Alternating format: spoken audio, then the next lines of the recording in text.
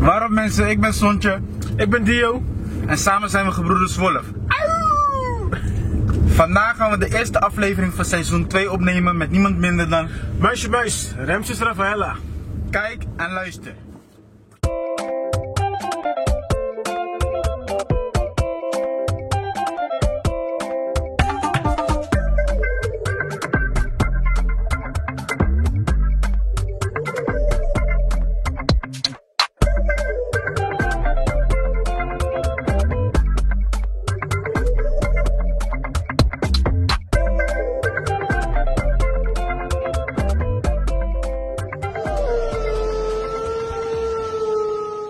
Hierboven vaak dan kom ik,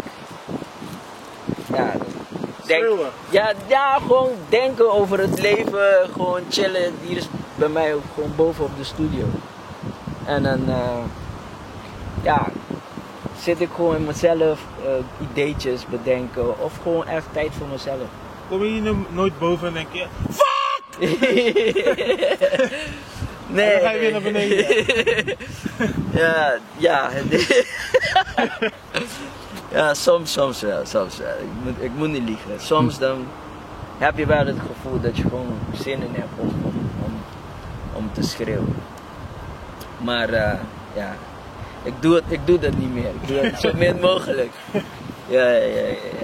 Veel geklaagd. Ja man. Nee, maar ik probeer ook, want door dat te doen, ik kan dat doen, maar ik wil het creatief uiten. Ja. Snap je? Want anders vind ik het zonde van mijn emotie. Ik wil liever mijn emotie beter besteden die iets voor mij. In je werk, Ja toch. Laten zien. Ja toch. Dus oké. This is me, this is part of me. Ik zie mezelf als een business. Dus alles wat om mij heen en met mij te maken heeft, dan verkoop ik het. Dus het moet money genereren. Dat is ook belangrijk. Ja, dit. Ik denk wel dat je moeder dan kan zeggen van, Ramses, ik ben trots. Ja, ze is echt super trots op mij. In de auto net, ging zij bellen. Oh. Heb je haar nu al gebroeders Wolf, nu al goede vrienden dat je moeder wegdrukt voor ons? Ramses sempre Masha movível, sempre estava da coisa caprol, etc. Chiquito. Ramses da conta bom, então Ramses sempre estava da business minder. De chiquito também de nos trove finanças da porta na nossa.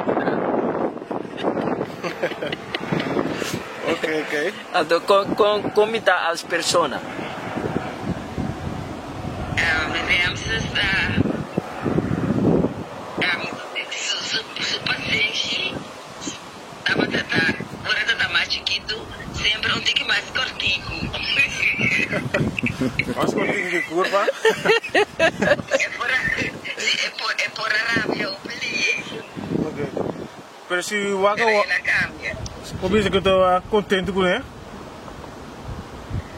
Sí, ela, como te dice, ela desarrolló su mes, sí. Ela desarrolló su mes, este cambio grande de su vida. Então se o ator com sua vida, seu projeto na lo que nada, se pode dizer que muito trots riba je, contento. Claro. Kita op het trots riba dan turdos. Ja, dat is mijn moeder, man. Zij is gewoon echt net als mijn vriendin. Snap je? Gewoon echt. Ik merk het, want je noemt haar bij haar naam. Ja. En dat was gewoon door haar ook, zeg maar. Want een keertje, zij is heel gelovig opgegroeid. En een keertje kwam ik thuis, want ik noemde haar mami.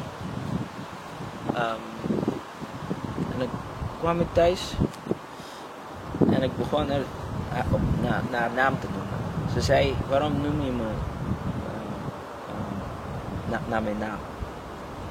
En ik zei, als je God zelf op zijn naam noemt, Snap je? Dat wij zeggen dat die eigenlijk de allergrootste is.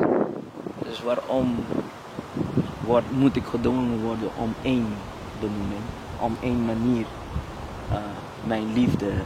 Dus ja. En mijn moeder praat echt heel veel met ons. En als je gelijk hebt, laat ze jou. Ja, maar weet je, Ik ga dat ook proberen met mijn moeder, kijken of ik een wanta krijg of... Nee, maar ja, mijn moeder liet mij echt zijn wie ik ben. En hoor je wat ze zegt? Dus ik had een korte lontje toen. Maar ze had me nooit beperkt in diegene wie ik wil zijn. Snap je? Dus in die zin heb ik super veel respect voor haar. Dus ondanks dat ze het moeilijk had met mijn manier van gewoon... Want zij begreep ook dat ik iets in me had. Dat ik moest uiten, maar nog niet de manier had gevonden om dat te kunnen uiten, weet je. En ook als alleenstaande moeder snap ik dat het gewoon je moet struggelen met ja, jezelf, je situatie, thuissituatie, zorgen voor 2 kinderen. Dus in die zin dan ja, kan het makkelijk verkeerd anders lopen, snap je? Maar zij projecteerde dat niet bij ons op die manier. Ja, Ramses, thanks dat je bij ons wilt instappen. Ja, toch maar. Oh ja. Thanks. Welkom. Seizoen 2. Ik carrière die éxito. Ramses Rafaela. Meisjes, meis.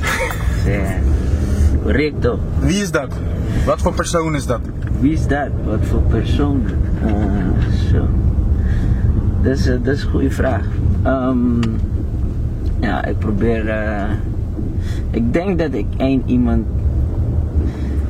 ben die andere moet... Of tenminste, ik kan alleen maar voor mezelf praten. Ja. Maar hoe ik gezien wil worden. En niet zozeer door mensen, maar door mijn kinderen. Ja. Dus mijn kinderen zijn echt mijn motivation, nu op dit moment. Ja, ik wil dat ze een mens zien, gewoon een mens zien die sterk is, die anderen motiveert om de beste versie van zichzelf te zijn. Ja. Ja, ik denk, ja, gewoon mezelf zijn en gewoon de beste versie van mezelf zijn. Is er een verschil tussen de volwassene Ramses en de iets minder volwassene Ramses? Een groot verschil? Ik denk emotioneel. Emotioneel. In Ja. de zin van? Vroeger was ik meer emotioneel betrokken hoe de wereld draait. Dus ja. tenminste niet veel, maar wel gedeeltelijk. Ja. As in,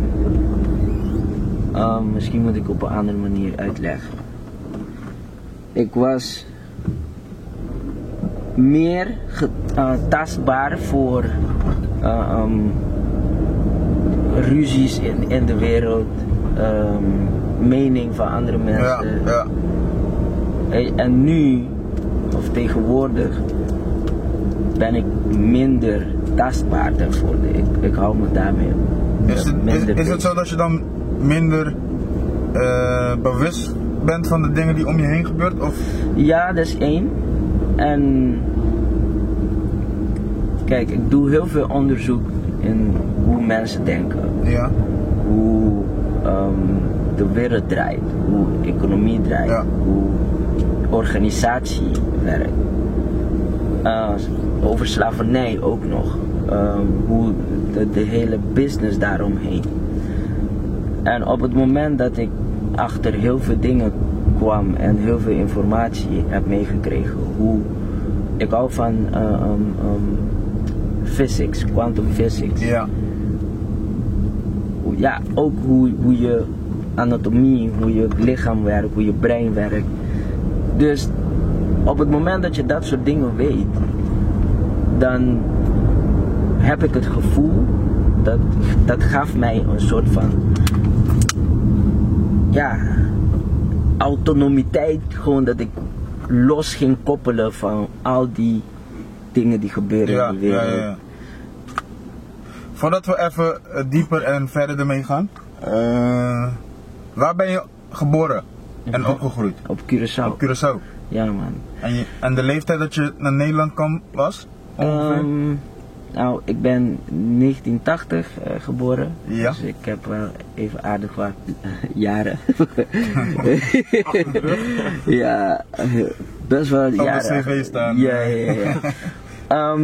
November, ik ben op Curaçao, Surinamse buurt ben ik opgegroeid, Suffisant. Maar ik heb getreffeld, mijn familie komt van Kanga. Dus ik heb echt heel veel daar. Mijn familie die had heel veel, die was altijd bezig met community. Ja. Mijn oma die schreef theaters, die had theatergroepen, die begeleidde kids. Ook met politiek mee bezig. Dus in die zin, ik ben altijd opgegroeid. Ja. Wat vind je Curaçao dan voor je? Curaçao is eigenlijk mijn basis. Mijn basis en het werk wat ik doe ook nog. Ik doe het vanuit wat ik daar heb meegemaakt en daar heb opgebouwd. Ja. Dus de kenteken van mijn werk is Curaçao's. Snap je? Die saus van Curaçao, saus van de Caribië. En ik ben met mijn 24, 25 jaar naar Nederland gekomen, september 2005. Oké. Je weet de datum nog? Ja. Want ik werd, laat me in het kort vertellen. Ik ben op Curaçao en met mijn 7e begon ik turnen te doen. In de Olympiade heb ik gewoon 4 jaar achter elkaar, 5 jaar achter elkaar was ik eerste geworden. Ja. En ja, ik was heel lichamelijk, heel bewegelijk. Op een gegeven moment ben ik, met mijn 12e ben ik begonnen met Pinocchio. Dus bobbeling, speedbobbeling. Ja. Mijn neven waren DJ's, dus ik ging altijd naar feesten en zo, ging meedansen en al dat soort dingen. En dan, toen ik 16 was, werd ik gevraagd om bij een dansgroep te horen, Combination Moderne. Ja. En zo, mijn eerste optreden was Miss Curaçao. Toen was Verna Vasquez was gewonnen. Zij, mooie vrouw. Ja, zeker. Ja, en dan zo, dat was eigenlijk mijn moment dat ik ben gestart. En toen was het gewoon, eindeloos. Ja. Een rollercoaster ook nog. Van heel veel. Je bent een getalenteerde jongen, of man, moet ik zeggen. Voordat we daarop verder erin gaan, ga ik je weer even onderbreken. Je bent met 24 jaar naar Nederland gekomen. Ja. Hoe was het verschil tussen Curaçao en Nederland voor jou, op dat moment? Ja, maar dit is het. Ik ben naar Nederland gekomen omdat ik alles heb gedaan op Curaçao, voor mijn gevoel. Eigenlijk, voor jouw gevoel heb je op je 24ste eigenlijk Cura uitgespeeld? Ja, en de Caribisch gebied. Oké. Als voor je leven of als carrière? Als mijn carrière, als presentator, tv-presentator. Ja. En ik presenteerde 5 jaar een tv-programma daar, Videozoo. Dat is net als MTV. Ja. Ik heb theater gespeeld, ik zat in verschillende reclames. Ik heb 10 jaar in een dansgroep gezeten. Ik heb getreffeld op verschillende plekken over de hele wereld. Als vertegenwoordiger van de Curaçaose cultuur. En dan op een gegeven moment dan kijk je om je heen en zeg van oké, ik wil niet zeggen van wat als. Ik wil het gaan proberen, ik wil iets anders proberen. En toen werd ik benaderd voor een voorstelling, Eligio Melfort, van Eligio Melfort, om naar Nederland te komen spelen. En daarvoor had ik een show gedaan voor de Koninklijke Spelen. En er waren heel veel choreografen van Nederland. Ja. En die hebben gewoon voorgesteld van kom naar Nederland, weet je hebt talent, dit en dat.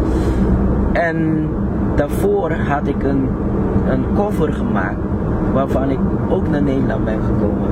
Daarvoor, ik heb in Ahoy bij Jetix Live heb ik opgetreden. En dat gevoel kwam ik naar Nederland. Ik dacht van oké, ik ga naar Nederland. En ik keek om me heen en ik zei van ik wil niet net als de rest 10.000 jaar hetzelfde doen. En Ja. doe iedereen zijn ding, hè. Ja. Ieder zijn ding. Het is niet dat het, want dat creëert vastigheid. Maar ik hou van risico's nemen. Dus ik ben naar Nederland met 0 eurocent gekomen. Gewoon echt. Die voorstelling was mijn enige inkomsten wat ik zou hebben wanneer ik hier kwam. Ja. Dus Zonder ik kwam plan gewoon. zonder plan, niks. Ik dacht van. En op Curaçao had ik ook heel veel nare dingen meegemaakt waarvan ik opgelicht werd. Dus, en dan vervolgens mensen begonnen dat vaker te doen. Weet je toch? Opgelicht en dan heb je Ja. dat over organisatoren of? Nee, gewoon mensen. Mensen, vrienden Oké. waarvan je denkt van, weet je toch? Dus, Ja, ja. snap je? Maar ik kan hun ook niet kwalijk nemen omdat het is de situatie op Curaçao is anders. Dus mensen hosselen. Ja. Dus ja, en dan soms dan ben je in de diepe ervan. Ja, dat is dus mijn vraag. Hoe ben je ermee omgegaan met de switch van Curaçao naar Nederland? Ja, Want het is een andere. maar hier heb je dat ook. Ja, En dat ben ik gewoon, ik ben naar Nederland gekomen denken dat je weggaat van iets. Nederland heeft nieuwe mogelijkheden, maar de mensen zijn niet anders. nee. Dus dezelfde Nee, ja. problemen waarvan je op Curaçao hebt, heb je ook in Nederland, Ja. maar op een andere manier. En soms op dezelfde manier. Klopt. Ja. Snap je? Met de mogelijkheden die er zijn. Ja. Dus dat was voor mij echt wennen. En het systeem onderdrukt ook mensen. Ja. Dus waarvan het niet makkelijk voor jou is om mogelijkheden te hebben. Ligt eraan je vriendenkring, je omgeving, hoe je jezelf opstelt, Ja. dat je dingen kan bereiken. Dus het was voor mij echt struggelen, man. Het was echt struggelen. Het is real shit. Ik heb gewoon echt gestruggeld in deze maatschappij. Wel heel snel als danser kunnen profileren. Ja. Opdrachten doen, les geven. Theater gedaan, theater gespeeld. Dus het is wel snel gegaan. En volgens mij na 2 jaar of na 1 jaar kon ik al als maatschappelijk werker werken. Na 1 jaar in Nederland bedoel je? Ja, ja. Oké, ja, ja. Dus ik ging mee Ja. met een paar jongere vrienden van mij. Gingen we bij een organisatie en ik had ervaring met heel veel dingen op Curaçao. Ja. Dus ik heb mezelf gelijk voorgesteld van ik ken de doelgroep, dus laat mij een begeleider zijn. Ja. En met al mijn cv, mijn materiaal dat ik had, zo ben ik gewoon. Ja, ja. erin. Ik hoorde dat je zei dat je vader bent. Ja, ik ben een super trotse vader. Die heel goed voor zijn kinderen zorgt. Hoeveel heb je? 2. 2? Oké, jongen, meisje. Een meisje en een jongen. Je bent klaar, man. Afsnijden wil. Nee. Nou, ik bedoel, ik had niet een hele mooie Jeugd. Ouderschap, vaderschap. nou, traject dat ik vader kon zijn. Oké, ja. Tenminste, ik heb ervan genoten op het moment dat het gebeurde, maar de dingen die daaromheen gebeurden, zeg maar, Ja, waren niet altijd mooi, zeg maar. waren niet altijd mooi. Ja. En dat heeft te maken met beide zijn achtergrond, dus ik mijn achtergrond en de tegenpartij ook haar achtergrond, Ja. hoe ze is opgevoed, haar omgeving, mijn omgeving, weet je? Dus in die zin, en dat moment in ons leven was gewoon, het werkte niet. Ja. Maar daarna even gewend raken ook om niet samen te zijn, maar toch wel bouwen. Ja. Snap je? Het is niet iedereen is in staat om zonder emotie Om te handelen. te handelen. Ja. Snap je? En dat heeft mij wel heel veel dingen gekost waarvan ik 4 jaar mijn zoontje niet zie. Valse beschuldigingen. Ik ben zelf aangehouden geweest, in een cel gewoon gezet, onterecht. Wat voor persoon was je in die periode, in die 4 jaar? stress. Ja, ik was super depressief, man. Ik was echt super depressief, super gebroken. Ja, soms zag ik het niet meer zitten, man. Wat waren de dingen die je deed of opzocht als afleiding? Gewoon een betere versie zijn van mij. Gewoon echt. Nou, er was een periode dat ik slechte habits had.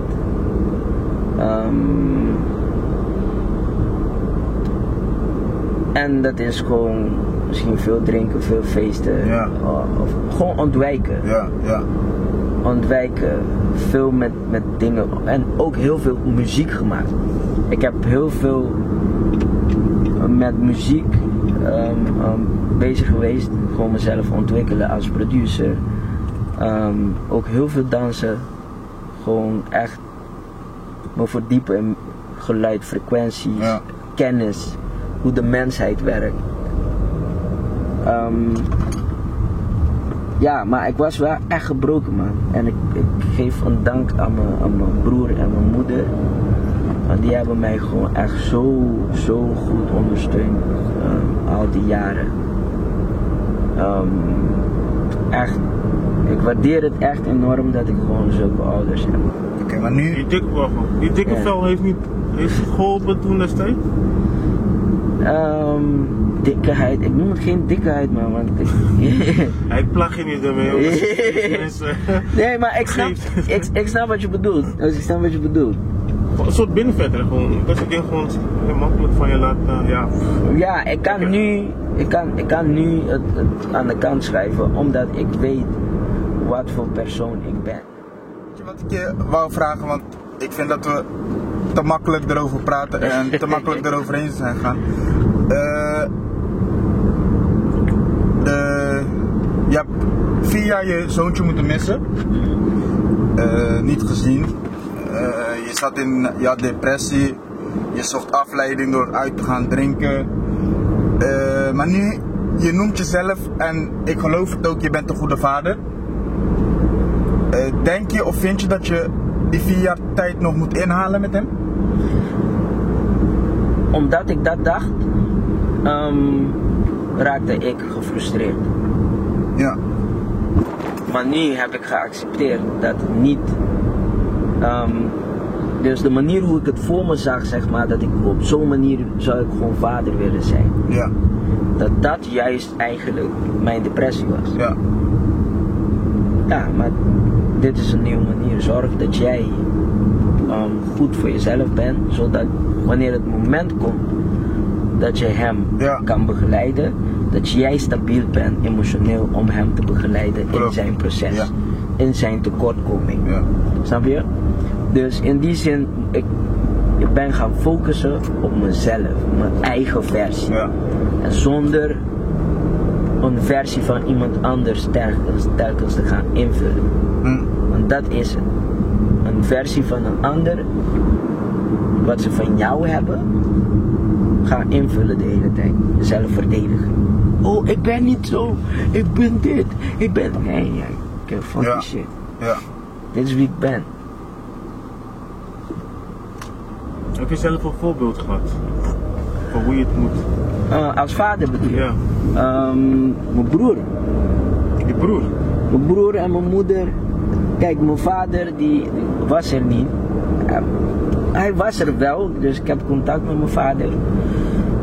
Maar onze communicatie is anders. Dus wij hebben dat stukje niet gekweekt. Hebben jullie hetzelfde karakter? Jij en je vader? Men zegt wel, ja. Ja, hè? Ja. Alleen maar, ik bedoel, mijn broer en ik, wij hebben ook hetzelfde karakter. Ja. Maar we communiceren met elkaar, juist omdat wij hetzelfde karakter hebben. Snap je? Dat maakt ons gewoon echt closer met elkaar. Wij kunnen alles gewoon bespreken met elkaar. Ik heb gewoon nooit ruzie met mijn broer. Nee? Gewoon... Kan je dat ons even leren? Nee, maar we kennen elkaar zo goed dat we ja, en we praten, we kunnen, er was een periode dat we een jaar lang elke dag 2-3 uurtjes met elkaar hebben gesproken. Gewoon, het was gewoon, we kunnen uren met elkaar praten. En ik bedoel niet alleen mijn broer, maar ook andere mensen in mijn omgeving. Maar met mijn broer heb ik gewoon een super mooie. En hij ondervraagt mij voor de keuzes. Dus hij is gedeeltelijk de grootste motivatie voor mij geweest. En de grootste wapen geweest hier in Nederland. Omdat elke keuze dat ik ging maken, of dingen waarvan ik zo enthousiast ging raken daarover. Ja. Van ja, ik heb dit gekregen, deze mogelijkheid. Ging hij mij ondervragen. Van, wat is de reden waarom je dit zo doet? Hoe denk je dat het... Toch scenario's maken. Hij ging altijd scenario's maken voor mij. Dat ik... Liet je even nadenken. Ja, en het triggert gewoon andere stoffen in mijn brein om na te denken. Het feit dat ik gewoon heel veel aan kwantumfysica en al dat soort dingen, ook door mijn familie, door hem ook nog. Filosofie, over blackness. Ja, hij heeft mij gewoon vaak over dat soort dingen, ja, met mij dat soort dingen gewoon besproken. Snap je? Dus hij heeft mij gevormd als persoon en als vader ook nog. Merk je? Merk je dat je kinderen daar wat aan hebben? Je dochter is de jongste, neem ik aan. Ja, en ik zie het aan mijn dochter nu, dus de moeder van mijn dochter en ik, gaat het goed. Ja. Snap je? En ik ben super blij, super dankbaar dat we dat punt hebben kunnen bereiken. Want je ziet het terug in je kind. Ja. Dat je kind gewoon vrijer is in zichzelf, dat ze meer kan uiten, haar eigen zin. Ze is vrijer om te praten, vrijer om te dansen, vrijer om mee te doen. Weet je, het trekt zoveel weg van één iemand. En dat je kan focussen. Tenminste, mijn broer heeft dit tegen mij gezegd een keertje. Hij zei, de enige reden waarom je blijft bestaan is door middel van je kind. Ja. En dan, ja, dat gaf mij, en zij is een verlengstuk van jou. Snap je? Dus genetisch is dat het. Dus wat kies je ervoor? Ga je dat voeden of niet? Snap je? Dus je kent je minpunten, je kent je goede punten. Dan kan je toch focussen op, je hebt jezelf gehandeld al, dus je hebt de tools om haar op een betere manier te kunnen begeleiden. Dat ze gewoon verder kan schoppen, snap je? Tenminste, je weet niet hoe dat uitloopt. Maar je kan het op zijn minst het proberen, in plaats van het andere doen. Ik voel je, man. Wat is een advies of tip wat je aan een andere vader kan geven die nu in die situatie zit, waar jij toen in die 4 jaar zat?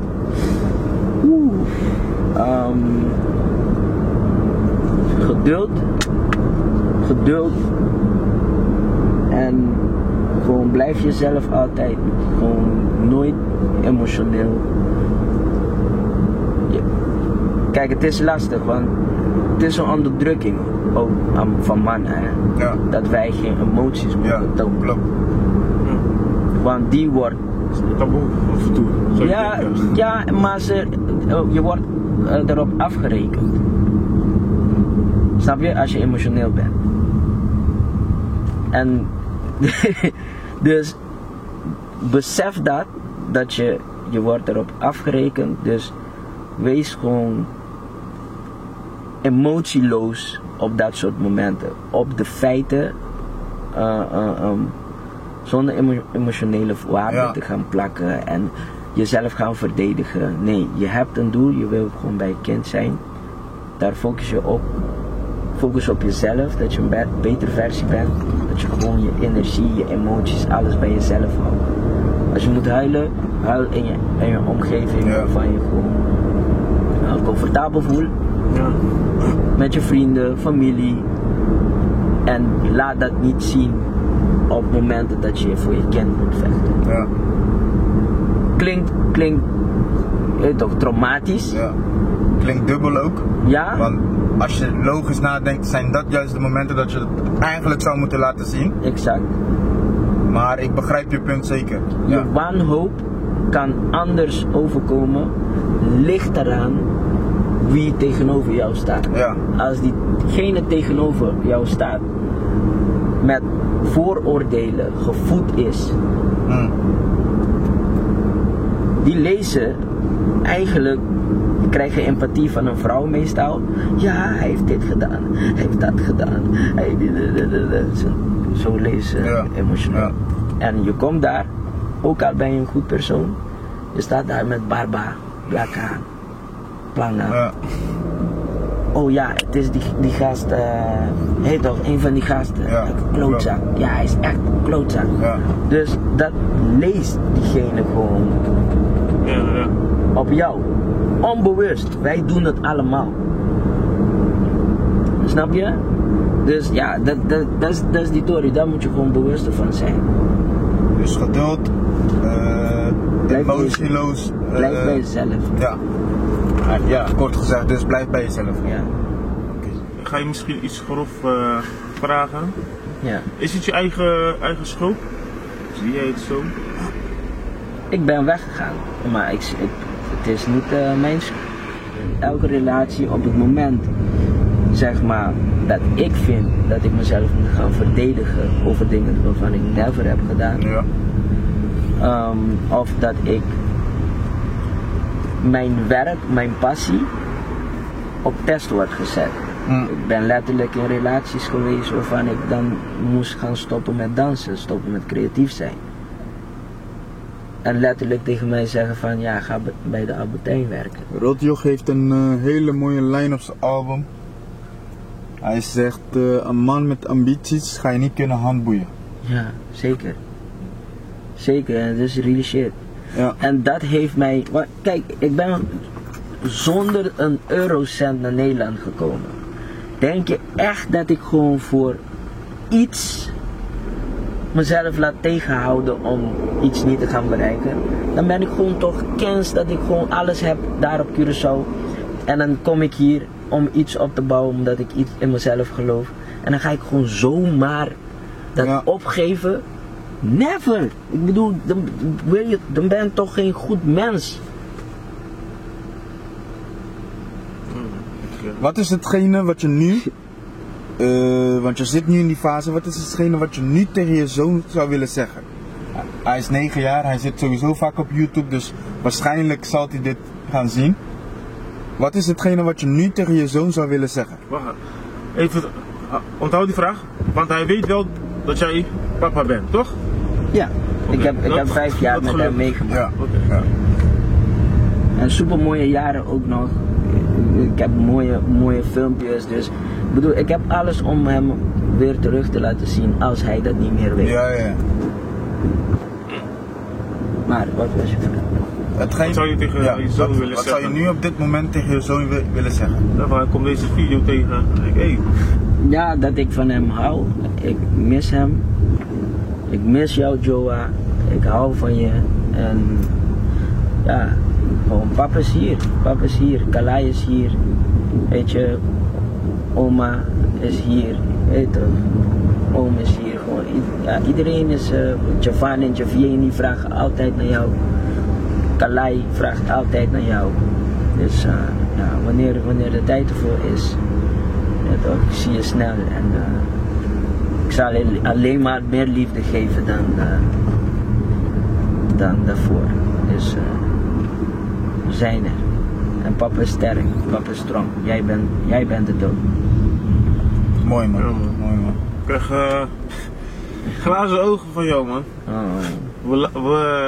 We lachen het wel weg, maar Ja, maar het is... ik bedoel, Het is herkenbaar in ieder geval. Het is iets wat mannen hier, vooral op deze wereld, misschien in Nederland, Ja. misschien ook Curaçao. ja, ik word ook helaas emotioneel. Dat Broer, we het helaas hoort meemaken. erbij. Ja, Het hoort erbij. ja, Het hoort erbij. En ja, je kind niet mogen zien is eigenlijk een slecht woord. Want niemand kan jou afdwingen om jouw kind niet te zien. Als je eerlijk bent. Maar je kind niet mogen zien is gewoon iets wat je niemand eigenlijk gunt. Ja, ik gun En zou die- willen wensen, ja. Nee. Het is raar eigenlijk bijvoorbeeld. Ja. Even deze achtbaan afwachten. Dat als iets niet werkt, een relatie niet werkt, gewoon, ja, eigenlijk kinderen moeten daar buiten blijven eigenlijk. Ja, De ja. ouders blijven de ouders eigenlijk, hoe dan ook. Of ik Ja, nou in Afrika ben of hier in Nederland. maar ook Mijn kind is mijn kind. true that. Ik denk, het is een vriendschap, een relatie. Alles is een relatie eigenlijk. Met je werk, met vrienden. Dus, dat, ja, familie. Mm. Alles is een relatie. Afspraken wat je maakt voor iets. Snap je? Alles is een relatie. Het is gewoon hoe je elkaar waardeert. Hoe belangrijk vind je elkaar. Als één iemand vindt dat mijn inzage en mijn toevoeging belangrijk is, dan zou het vanzelf zijn. Ja, klopt. Dus hoe waardeer je de andere tegenover jou? Klopt, ja. Snap je? Ja, mijn mening daarover is ook heel simpel. Zowel de vaders en de moeders moeten gewoon tot een bepaalde leeftijd natuurlijk de kinderen zelf laten bepalen of ze wel of niet met papa willen zijn. Want je zoon is nu 9, ik denk dat hij met die leeftijd zelf wel kan bepalen van ja, ik wil wel of niet naar papa. Ja, maar op het moment dat je alleen maar andere informatie Ja, klopt, krijgt klopt, over je moeder of je vader. Dan wordt het heel makkelijk ook om te kiezen. Exact. Klopt ook Ja. wel, ja. Exact, dus hoe effectief is dat? Snap je? Hoe effectief is die keuze? Hij is nu niet bij jou hoor, dus je hebt eigenlijk geen tegenspraak eigenlijk. Voor wat hij allemaal hoort. Ja, en dan weet je, de waarheid komt altijd naar boven. En dan, Amen. Ja, weet je, wetende dat hij een goed mens is, weet ik dat het resultaat gewoon goed gaat zijn. Ja. Inshallah. Ja, Het enige wat ik kan zeggen, denk ik, blijf jezelf. ja, Ja. Gewoon, ja, 100. Blijf jezelf. Dat is gewoon echt waar ik op focus, man. Want dat kan je gewoon Ja. uit je systeem, uit je ding, uit je focus, uit alles, uit je doelen, kan je gewoon echt helemaal eruit halen. En op één moment had ik, toen dacht ik van ik ga stoppen met huilen door het gemis van mijn kinderen. Met de ex van mij lag ik op de bank en ik keek naar de foto van mij en mijn 2 kinderen en ik begon te huilen. Ik probeerde om niet meer te huilen door het gemis. En ik begon te huilen en het deed zoveel pijn aan mijn ogen. Ja. Het deed gewoon echt letterlijk pijn. Mijn ogen deden gewoon zeer, gewoon brandende pijn. Dat was de laatste dag dat ik dacht van, ja, het is genoeg geweest, Ja. man. Het is genoeg geweest. Dit moet je anders gaan doen. Oké man, we hebben over je leven gepraat, we zijn een beetje diep gegaan. We hebben misschien een gevoelige snaar geraakt. Maar je doet ook leuke dingen. Er zijn ook leuke dingen in jouw leven. Ik zie van alles voorbij komen. Ik zie je dansen, je zingt. Dus qua muziek ben je bezig. Ik zie ook TikToks, grappige dingen maken. Ben je ook een grappige persoon. Dus, vertel man, wat is jouw droom eigenlijk? Waar wil je naartoe als met je carrière? Met mijn carrière. Met Meisje Muis. Ja, wat ik zeg, ik leef gewoon in mijn carrière. Ja. Dus ik leef gewoon in mijn droom. Ik ben als 4-jarige jochie ben ik wakker geworden uit een droom. waarvan ik on stage stond met veel mensen om me heen. Ja. En dat is wat ik eigenlijk meerdendeels van mijn leven heb meegemaakt. Waar is het project waar je het meest trots op bent? Wat ik nu aan het doen ben. Zijn 2, Curve TV, Curve Television. Ja. Daar begon ik mee. Ja, ik ben daarmee begonnen sinds naar Nederland. Op Curaçao al, voordat ik naar Nederland ben gekomen, heb ik voorprogramma van verschillende artiesten, Amerikaanse artiesten, Tego Calderon, des Dominicaan, Tego Calderon, Shaggy, samen met, Shaggy was met Commercial Moderno, maar Sean Paul, DMX, Ja. en daar heb ik gewoon met Curve Production gedaan. En sindsdien kwam ik naar Nederland, ik was tv-presentator, begon ik met een paar neven van mij en vrienden van mij, begonnen we Curve TV. Ik wou Curve TV beginnen, een creatieve platform, digitaal. Ja. Ik praat over toen ik pas in Nederland ben gekomen, 2005, 2006. Ik hield van de digitale wereld toen de tijd al. Dus Curve TV is eigenlijk een productiehuis, zeg maar. Ja, productie, gewoon een online platform. Ja. Voor creatievelingen, voor dansers, muzikanten, schilders, gewoon mensen die gewoon art doen. En de slogan is different view of the story. Dus gewoon een ander perspectief geven aan wat er normaal wordt gedaan. Snap je?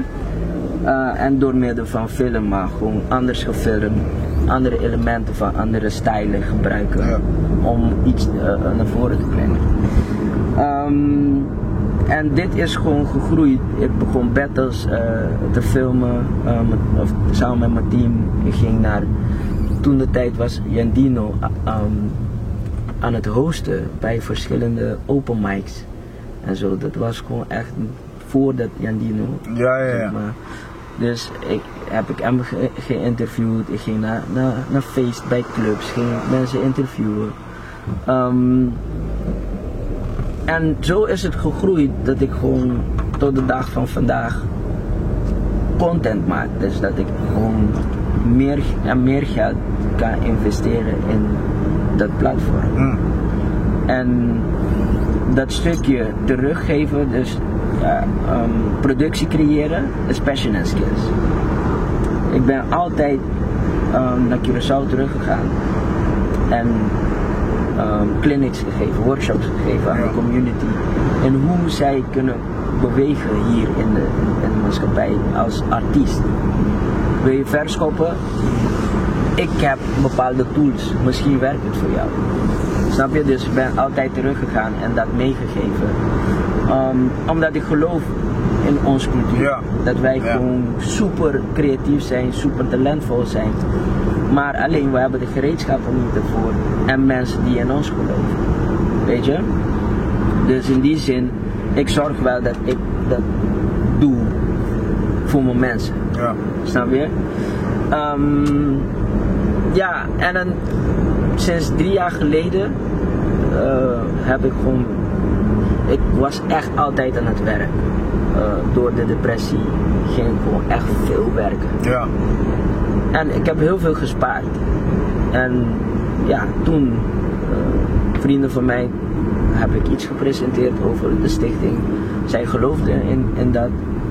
En hebben ze mij support en heb ik mijn organisatie kunnen oprichten.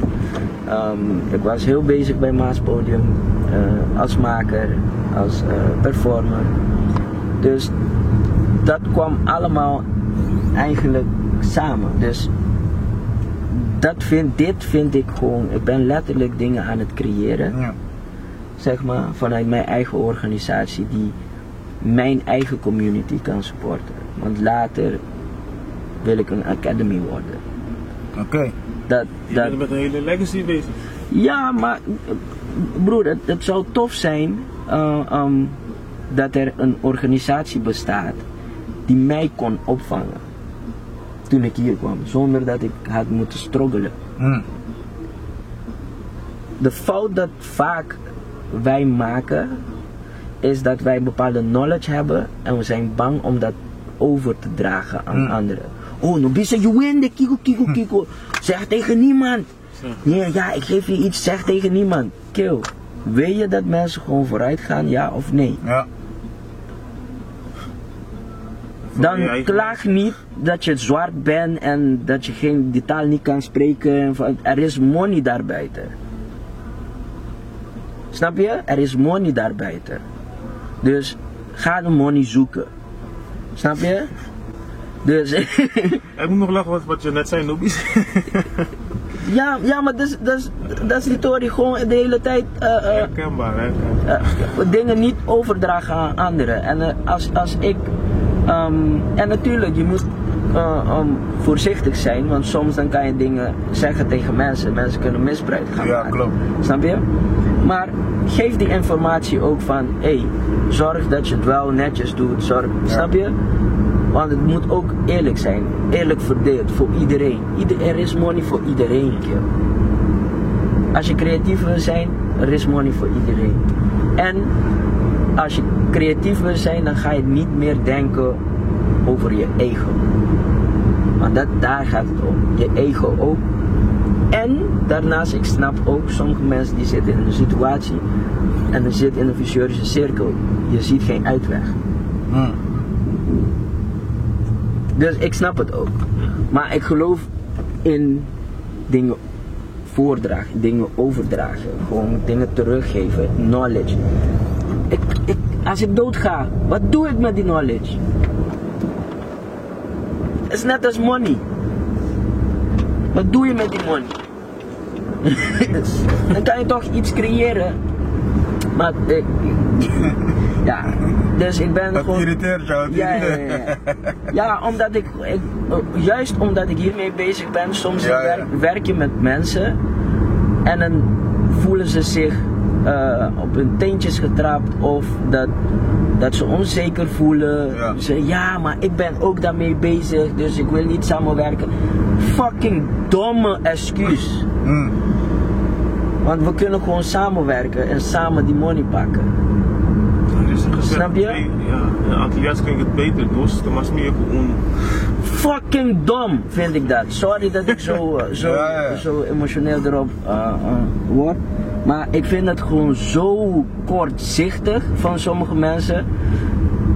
Bijvoorbeeld, er zijn elementen waarvan mensen maken. Iedereen is creatief. Weet je hoeveel concepten er bestaan over de hele wereld? En mensen denken dat ze met unieke shit komen.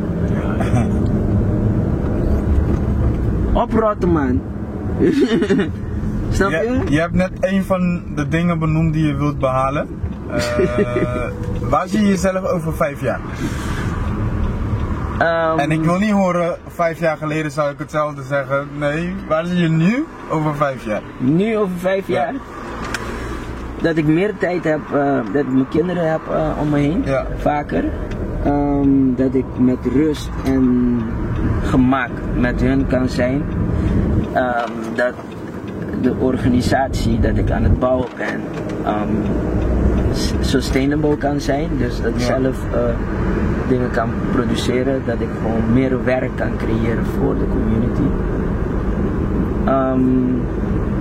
That's it. Gewoon meer informatie geven, meer mogelijkheden bieden. Om een betere versie van de mensheid te maken.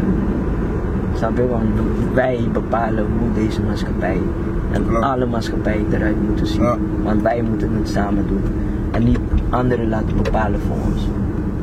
Want die kennen ons niet, alleen ons kent ons. Als wij de tijd ervoor nemen. Blijf je muzikant? Ik blijf muzikant, gewoon creatieveling. Ik blijf creatieveling gewoon voor mijn hele leven. Alleen je gaat anders creatief zijn. Ik wil me telkens ontwikkelen in in iets. Ik bedoel, ik dans, ik ben choreograaf, uitvoerder, ik ben een videograaf, ik edit mijn eigen content, ik begeleid een team, ik heb mensen, ja, ik produceer muziek, ik rap. Ik wou het net gaan vragen, hoe zou je jezelf bestempelen? Straaien. Zou je dat als een danser doen, artiest, videograaf? Allrounder. Gewoon allrounder. Ja? Ik ben gewoon een creator. Dat is dus jouw stempel. Ja, gewoon Ja. een ja, een magic. Ja, ik maak magic. Ja. Magic. En degene die het leuk vindt, ja of nee, is hun probleem. Maar ik focus gewoon om dat als iemand mij ziet, zeg maar, moeten ze zeggen van zo, jij motiveert mij man, om de beste versie van mezelf te zijn. Ja. Om een betere mens te zijn. Dat is gewoon wat mij beweegt. Maar op welk moment realiseerde je dat je iets kon? Dat ik iets kon. Ja, dat je talent had voor iets. Ik deed altijd mijn ding man. En mensen gingen mij benaderen. Ja. Dus het is altijd echt super organisch geweest. Dus het is niet dat ik bewust dat ik begin te dansen, ik word benaderd. Ja. Ik begin te bewegen, ik begin te praten, mensen benaderen mij. Ik raak ook geïnteresseerd in iets, ik hou me daarmee bezig, mensen benaderen mij. Dus ik heb nooit een soort van, ja, ik heb iets ontdekt. Nee, ik ben altijd mezelf geweest. En mensen benaderen mij en betalen mij voor wie ik ben. Ja. Om te komen doen wie ik ben. Snap je? Dus voor mij was het nooit een... Het was geen ontdekkings voor jou eigenlijk. Nee, ik heb nooit zo'n gevoel gehad. Is er een verschil tussen Ramses en Muisjesmuis? Ramses en Muisjesmuis. Waar is die naam ontstaan? Of van gekomen? Zo, op school noemden ze mij eerst... Was je toen een kleine rat? Of, Geen mensen ook oplichten? Nee, hebben ze mij ook benoemd. Nee, ik was... gingen ze mij Smurf, Pitufo. Ja. Ik was Pitufo, kleine man. Ja, ik ben kort. Ja, Kort, ja. snel. Dus ik was altijd in beweging. Dus ik werd Pitufo, papa Pitufo, Smurf. Daarna werd het Puyitu, waren vrienden van mijn broer. Ja. En die kwamen met Muis. En het was gewoon net het begin van Pinocchio, van bobbeling, speedbobbeling. Oké, ja. En er waren battles en zo. En ik ging altijd met een paar vrienden van mij Curaçao. En dan gingen we naar Mambo Beach. Ja. En het waren gewoon vrienden van mijn broer. En die zijn zo snel, dan word je gewoon ook vrienden, snap je? Ja, klopt. En dan, zij begonnen met Muis. En zo is het de bobbeling tijd. Want ik deed heel veel battles. Is die naam gewoon een soort van verspreid. En daarna, ja, iedereen kende mij als Muis. Was niet omdat je suiker in je moeders kast ging stelen? Nee. Nee, het is echt vrienden van mijn broer die kwamen bij mij en daarmee. Oké. Ja. Is er een verschil in die personaliteit? Nee. Nou, als artiest, ik denk dat ik een manier heb gevonden ook nog, omdat ik allebei ben, want ik ben allebei. Ja. Het is gewoon onder welke naam ik mezelf wil profileren. En als je ziet ook hoe het systeem, dit is ook andere informatie, als je ziet ook hoe het systeem in elkaar zit. Wij zijn allemaal ondernemingen Ja. op onszelf. Wij hebben een SOFI-nummer, dat is een ondernemingsnummer. Daarom hebben ze over een rechtspersoon. Als je dan een bedrijf opstaat. Ja. Dat is een andere identiteit. Dus als je bijvoorbeeld jij zelf een baan zou hebben en een bedrijf, dan zou je dan geen partner hoeven om een hypotheek aan te sluiten. Snap je? Ja, Waarvan ja. vaak mensen gewoon gaan trouwen voor dat. Maar Zeg je nou dat mensen trouwen om een huis te kopen? ja, gewoon omdat twee salarissen. Je hebt twee, Ja. heel veel mensen gaan een relatie hebben gedwongen doordat ze die huisje beestje willen. Ja, Zie je er opgescheept met iemand die... Snap je? Dus dan gaan ze gewoon roekeloos op zoek naar een relatie om een huisje beestje te hebben. Ja. Terwijl er zijn andere manieren om dat te doen. Ja. Maar wat was de vraag over? De personaliteit van... Oh ja, of meisje. Ja, dus en nu begrijp ik, zeg maar, dat het ook een voordeel is. Omdat ik kan me profileren als bedrijfsnaam meisje. Ja. En ik kan me profileren als bedrijfsnaam Ramses. Ja. Snap je? En daarnaast kan ik gewoon zoveel en dan zo bouw je een BV, net zo'n familiebouw. Het is het piramidesysteem. Alles bestaat uit het piramidesysteem. Ik denk dat je een goed persoon bent om misschien mensen in dezelfde situatie, die in dezelfde situatie zitten, in ieder geval jongeren die ook misschien iets willen bereiken of met iets bezig zijn, maar ze krijgen tegenslagen, dat je hun kan motiveren of zo. Wat is het medicijn daarvan of ingrediënten? Om toch kunnen blijven doen wat ze willen doen. Om daar te komen waar hun droom naartoe willen brengen. Ja, ik denk met alles gewoon blijf jezelf. En wat je een paar keer hebt benoemd, eelt kweken. Een fotograaf, Bob Karman, shout-out Bob Karman, Ja. als je dit ziet. Hij zei tegen mij een keer, hij zei, Ramses, je moet eelt kweken, je moet harder worden. En dat is wel wat de maatschappij van jou verwacht. Goed dat je emotioneel betrokken bent, maar blijf bij jezelf en word hard. Verdedig jezelf niet meer. Toen hij dat zei, ik heb het gewoon echt vastgehouden. Ja. Het bleef gewoon echt in mijn achterhoofd zitten. Snap je? Wat is het boodschap wat je mee wilt geven aan jongeren die ook talent hebben, maar niet weten hoe ze dat moeten ontwikkelen? Ja, stel jezelf open, want dat is het. Soms dan denk je dat je talent hebt. Iedereen heeft talent. Maar het denken dat je alles weet, dat zou je grootste valkuil zijn. Ja. Want je kent jezelf niet. Niemand kent zichzelf. Ik ken mezelf ook niet. Helemaal. Omdat ik helemaal niet bewust ben in hoe ik geprogrammeerd ben. Aangezien ik weet dat iedereen geprogrammeerd is. Ja. Snap je? Dus je kan geen helikopterview. Want nog steeds ga je het bekijken vanuit jouw perspectief. Snap je? Dus ja. Sta open voor andere informatie. Voor gewoon leergierig. Durf. Loop naar plekken binnen. Loop binnen. Stel die vragen.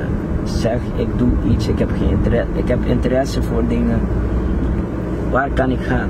Begeleid mij. Geef me een telefoonnummer. Geef me een contact. Een e-mail. Gewoon dingen doen. Gaan doen. Dingen durven. Dat kan ik gewoon meegeven. En dat aan iedereen. Niet alleen aan jongeren. Aan iedereen. Is er iets wat je benoemt of zou willen benoemen? Iets wat je kwijt zou willen op dit moment? Kwijt willen. Iets wat ik kwijt wil. Ja, ik heb heel veel liefde voor jullie. Ja, heel veel liefde man. Ik wil gewoon liefde verspreiden en dat mensen gewoon in zichzelf geloven man. Ik geloof dat dat de enige ding is die ons gaat verbeteren in deze maatschappij. Als wij samen gaan werken, als wij samen gaan praten, samen gaan delen. Dat is de enige manier dat wij controle over hebben.